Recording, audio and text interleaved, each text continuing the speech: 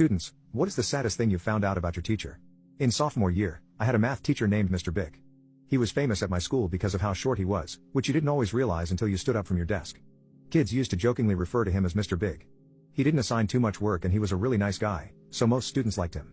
However, some students took advantage of his kindness and would mess with him in class, as he seemed like an easy target. I was one of those kids, and one day we pushed him too far. He was my Algebra 2 teacher in my sophomore year. I was ahead in math, so the rest of my class were all juniors. I was very insecure at that time, as I hadn't quite hit puberty yet, and I desperately wanted the approval of the older kids in my class.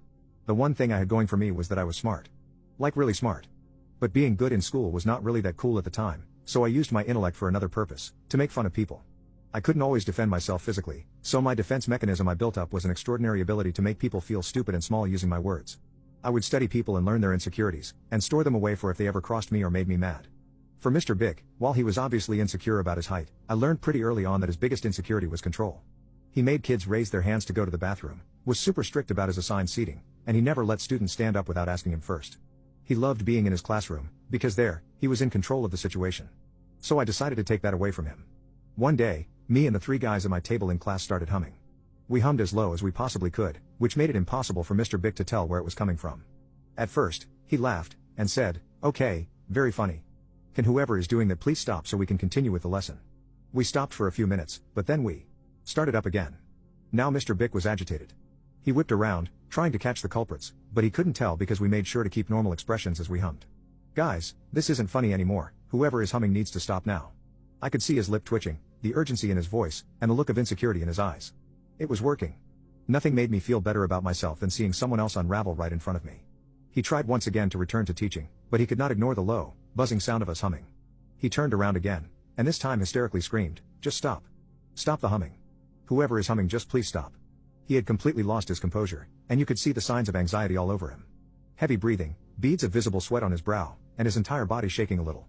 Then he looked up, and saw a room full of teenagers snickering under their breath, or covering their mouths. I think that sight was what broke him.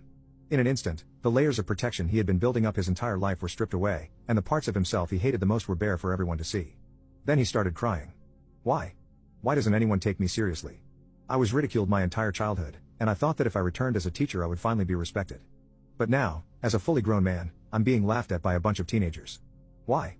Is this why I'm alone? Is this why they all leave? Why doesn't anyone respect me? Nobody was laughing anymore.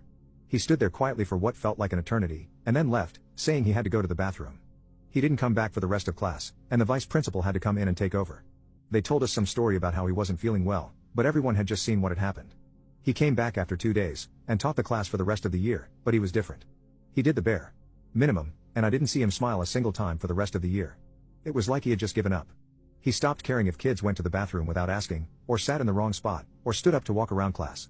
I had shattered his classroom paradise into little pieces, and he wasn't interested in putting the pieces back together.